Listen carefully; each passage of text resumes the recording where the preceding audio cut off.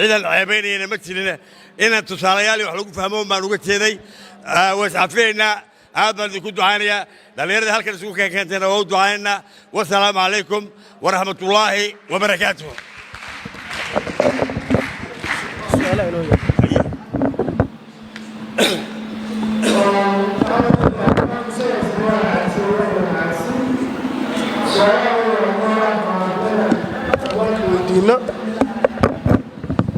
su-aasha koowaad waxay tahay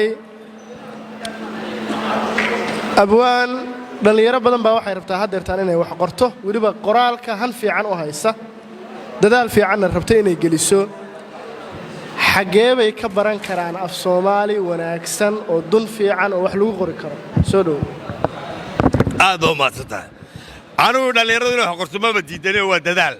laakiin waxaa xaqiiqa waxba ma qori karo nin dhallinyaraah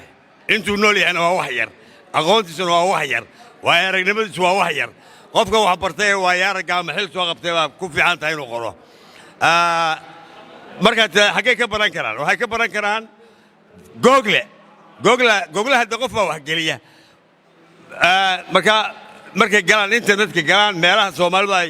wax ku barato waxaan idinku bishaaranayaa in 40 jaamacadood in ka badan laga dhigo af soomaaliga meesha khayraadkeeda loo soo wada socdaa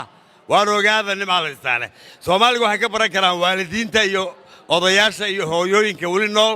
waxay ka baran karaan meelaha internetka waxay ka baran karaan abwaanada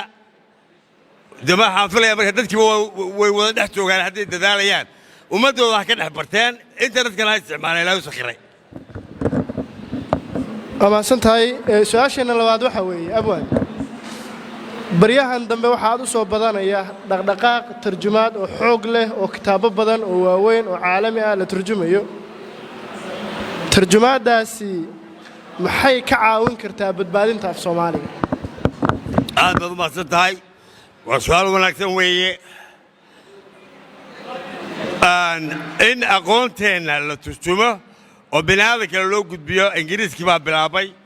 raggii ugu horreeyey ee waxaa qoray waxaa ka mid ah muuse galaal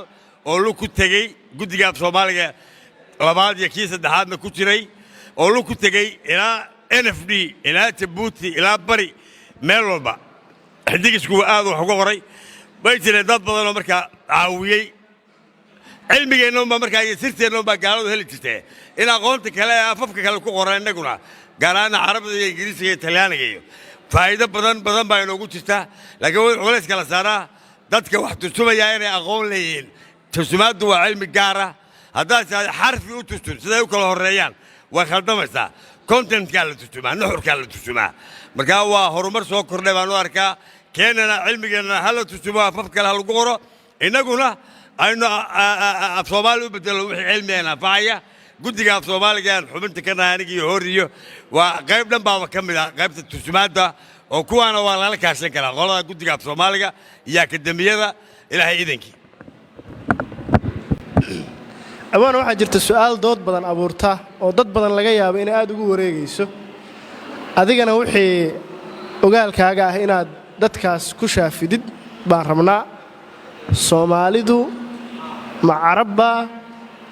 mise ma aha oo ummadaha kale arrintaasi fagaraa bari wuxuu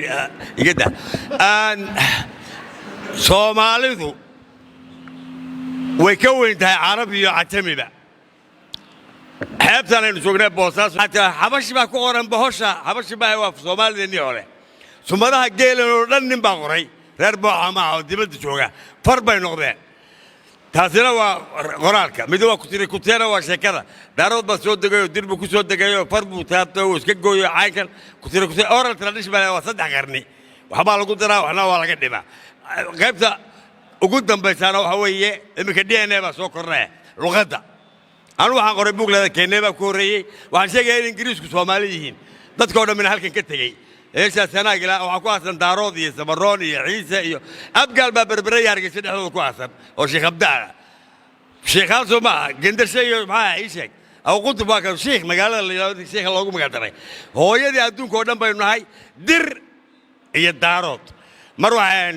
ati iyo atuuraan mar waxay ahaayeen madigaan iyo mareexaan mar waxay ahaayeen hadda waa dir iyo daarood dir waa dirkii nabi aadan ee asalka ahaaba tahay nimayow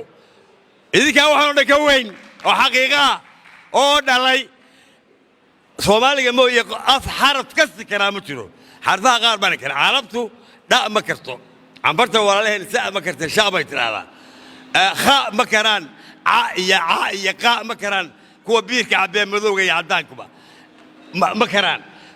afka xaraf kasti karaa waa soomaaliga saddex jinsi weeye bini'aadamku waa kokoside qorqorane sida soomaalida iyo amxaarada iyo carabta iyo gaalada iyo carabta iyo reer galbeed yurubka waa qorqorane midabku doona ha yeeshee nimankan way naashifeenoo markay oon xoolaad iyo cadceed waayeen bay caddaadeen yaa markay halkan yimaadaana way guduutaan oo baruurta cunaan oo cadceedda isu dhigaan marka way kokoside negeride oo ah dinka daamanka weyne tanka ballaaran timaha adag iyo mongolide oo ah indha yarta imise qof baa taqaan intiina halkaas joogtaa waa idinka soo saarayaa saddexdii jinsiye bini'aadankaba waa laga helaya halkan ama laamiga fadhisoos dadka hormaray imise aragtay mid la hebel shiinow imise aragtay hebel hindiyow saddexdii noocba waa la arkay soomaaligu waa biriid gaara waa dadka o dhan dhalay caddaan haddaa gursi caddaan bay ku dhalaysaa jarar haddaa gursi jarar bay ku dhalaysaa waa biriidka gaarka ee wax walba dhalaya waa biriidka gaarka ee saddexdii jinsiba joogaan waa biriidka gaarka ee xaraf kasta kara marka adeer gacal iyo anugu waxaan ku haysaa duniya masar baa sheegay jofaana masarna waa qolada keliya ee aynu cadownahay xabashina maaha yuhuudna maaha waa masar cadowgeennu taariikhdeena qarisa soomaali baa xukumi jirtay fircoon baa soomaali ahaa waa fir iyo coon waa kii gaabnaa firkiisii dirna waa tanoo waa taagantihiin marka nimankaa qariya taariikhdeena innagaa xukumi jirna meesha joogna gabadhii saddexqayd gees maxamed siciid gees ninkii warsangeliya wasiirka ahaan jiray xilligii maxamed siyaad iyo xilligii seelayaba baa ka qoray buug dhan afka cibraaniga ay ku hadli jireen faraaciintu kulli waa af soomaali hangoolkii baa ku yaalla aqal soomaaligii baa ku yaalla gabadh baa ku taalla soomaaliduna siday maanta u firdhay adduunka u gashay bay boqoltii yaroo hore u firdhay marka innagaa dadkao dhan dhalay baan ugu aaminsanahay raggii ku raacsanoo soomaali iyo ajnabilena way jiraan in la baadhaana waa muhim in qof waliba xogtu haya la isku dirsana marka waxaan u bixiyay keennee baa ku horreeyey lug haddaad tiraysa wuxuu odhanayaa leg hunguri baa haya hangari baa odhanaysaa waayo baa tiri waay buu odhanayaa hadeerta baa tiri hifeerta buu odhanayaa tog baa tiri tog buu odhanayaa deeraa tiri deer buu odhanayaa waxaad odhanaysaa garaad baa tiri grade buu odhanayaa maan baa tiri mime buu odhanayaa oral baa tiri or buu odhanayaa dhay baa tiri waa dhayaya dheeg waa dheegga xoolaha dheegga markabka dheeg buu odhanaya waxaana 200 eray oo saas oo midhana soomaali baan haydeen qaarna waad ilowdeen qaarna waad candadowsheen 5 erayba waa 10 sano 50 eray hadday isku mid noqdaan labadaaf boqolkiiba 50 500 sano ka hor weeye macnaheedu hal meel bay wada joogeen hal af bay ku hadli jireen buuggaa keennee baa ku horreeyey baa idinka caawin doona waxaan leeyahay anna waa nidhi adna waa tiriye waa keennee ka ku horreeyey iska odhanina waa ingiriisiye iyo soomaaligu waa jacbure war innagaa dhalay dadka markhaatiyadiina waa badan yihiin saasaan ugu aaminsanahay ilaahay baana ka baryayaa inuu cimriga noo yara barakeeyey si aanu dadka u soo gaarsiino waxa aanu soo ogaanay ee cilmiga ee xaqiiqda ee tixraaca leh ee la taaban karo beenna maaha faanna maaha waxaan hal su'aalan waxaan siinayaa abwaan cirmadow soo dhow abwaan abwaanka su'aal بعيد مذوبة هذا بعيد عبد صومال العالم كذا وهبين سوبو كذين وهبارة عركوا حدقتوا قرمين مقطع واكم ده عالم كهبين كان ألو بسم الله الرحمن الرحيم واي هاي waxaan xusuusin lahaa Ismaan Cabdinuur Xaashi waxa jirtay sheeko uu ka sii daayay telefishinka ETN mar hore ahayd sheekadu laakiin soo gobolkan baa la xiriiday qolo herbara waxa isku qabsatay baa la yiri gaari waa nool yahay yama noola